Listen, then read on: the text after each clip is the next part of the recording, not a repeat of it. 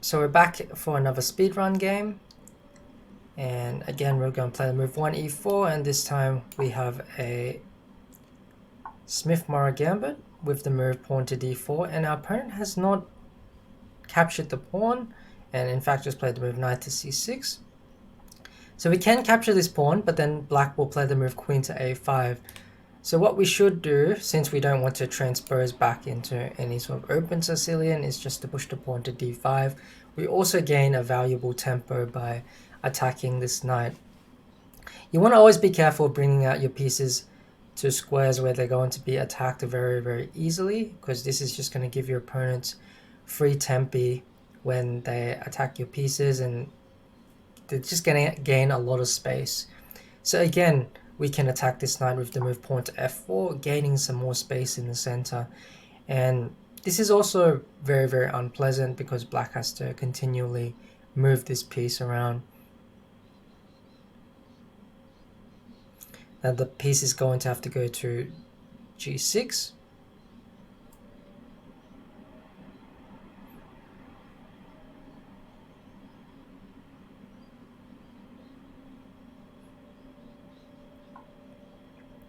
Okay, so our opponent has thrown in a check. So this is something, a common mistake. So a lot of players will see a check, especially at the lower level, and they'll try and give this check without really considering possible responses of their opponent.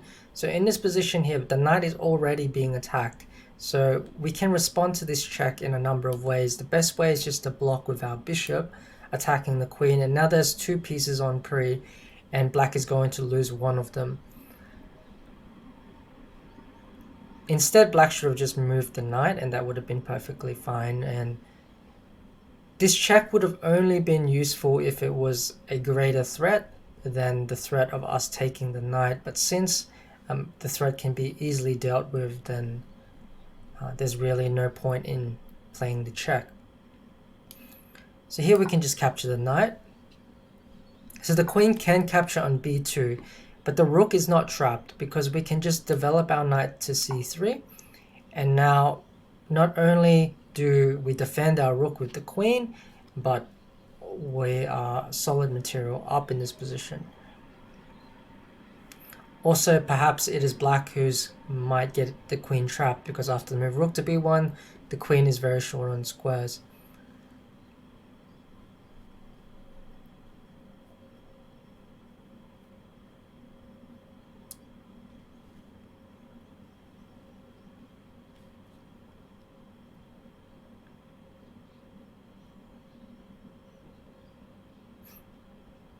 So rook b1 is coming next move. And then maybe after queen a3, we want to go the move knight to b5. And after the move knight to b5, we have some sort of threat against the queen, and also a threat of knight c7 check, picking up the rook with this fork on c7. It's also incredibly hard for black to develop any of his pieces on the king side.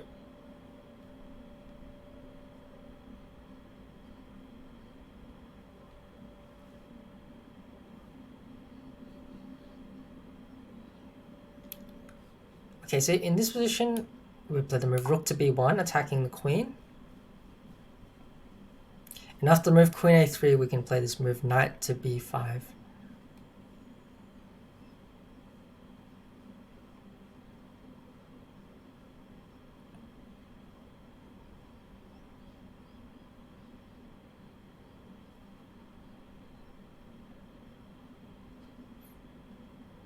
So again, our opponent is creating constant counter threats, but the problem with the counter threats is that the threats are not defended. So here the bishop is not defended, and the queen is still under attack. So this is exactly the same mistake as they did a few moves ago. So because the bishop is unprotected, I can just take the bishop. Now here, a lot of you would be tempted to take the queen, and that would be perfectly fine, that you take the queen, and then after you capture the queen, they capture your queen, you capture the bishop, and you would essentially be a piece up. But sometimes you should consider whether you have a better capture than the one immediately obvious. And here the move queen takes bishop is much stronger, because actually After queen takes bishop, the queen is going to have to move anyway. It doesn't have too many squares to go to apart from queen takes pawn and queen to a3. And in both cases, they allow this check on b5. And now we have a forced mate after bishop b5 check, and then the queen will come into the d7 square next.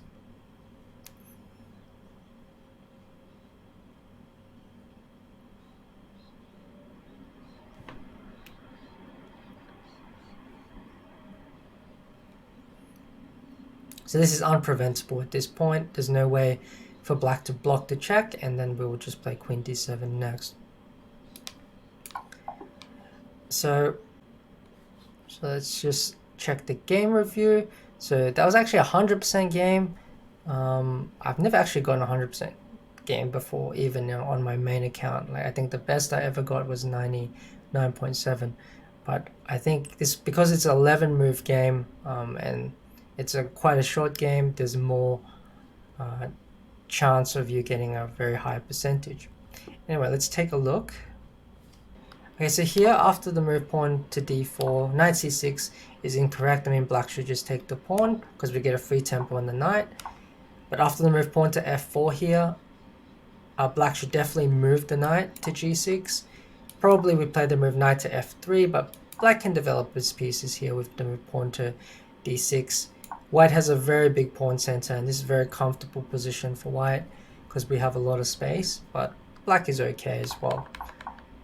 After the move queen a5 check, we just play the move bishop to d2, creating a double threat, and now black is losing the knight. Black captures his pawn, but after the move knight to c3, he's unable to really do anything after this. Should really bring the queen back and try to escape and finish developing. After the move rook to b1, again, the move bishop to g4, the bishop is undefended on this square, so we can just capture it. So you want to always keep an eye out for sort of free pieces which you can capture. And also here we didn't take the queen, we took the bishop because it came with a much stronger threat afterwards. So don't immediately go for the most obvious move, check if you have a better move in the position. After queen takes c2, bishop check, king to d8, and queen to d7 is mate. So quick game there. I hope you learned a few things if you're at this level. Thanks for watching, and I'll see you all on the next video.